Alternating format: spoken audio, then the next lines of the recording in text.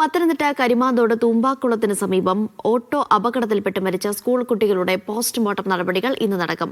Auto ഡ്രൈവർക്കെതിരെ മനഃപൂർവ്വമല്ലാത്ത നരഹത്യാക്കുറ്റം ചുമത്തി Thannithode police കേസെടുത്തു. കഴിഞ്ഞ ദിവസം വൈകുന്നേരത്തോടെയായിരുന്നു സ്കൂൾ കഴിഞ്ഞ് കുട്ടികളുമായി വീട്ടിലേക്ക് പോയ ഓട്ടോറിക്ഷ നിയന്ത്രണം തെറ്റി തോട്ടിലേക്ക് മറിഞ്ഞ അപകടം ഉണ്ടായത്. അനുവദനീയമായതിലും അധികം കുട്ടികളെ ഓട്ടോയിൽ കയറ്റി അമിത വേഗതയിൽ യാത്ര ചെയ്തതാണ് അപകടത്തിന് കാരണമെന്ന് പോലീസ് എഫ്ഐആറിൽ പറയുന്നു.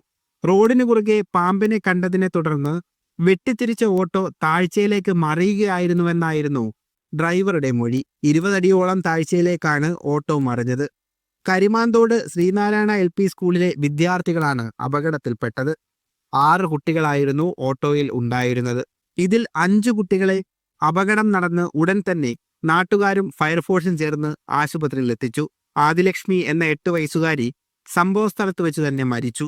എന്നാൽ ഒരു കുട്ടിയെ കാണാനില്ല എന്ന പരാതിയെ തുടർന്ന് മണിക്കൂറുകൾക്ക് ശേഷമാണ് വീണ്ടും അപകട സ്ഥലത്ത് പരിശോധന നടത്തിയത്.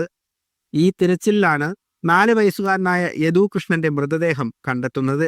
അപകട കാരണം സംബന്ധിച്ച അവ്യക്തത നിലനിൽക്കുന്നതിനാൽ കൂടുതൽ അന്വേഷണം നടത്താനാണ് പോലീസിന്റെ നീക്കം. മീഡിയ 1 പത്തനംതിട്ട.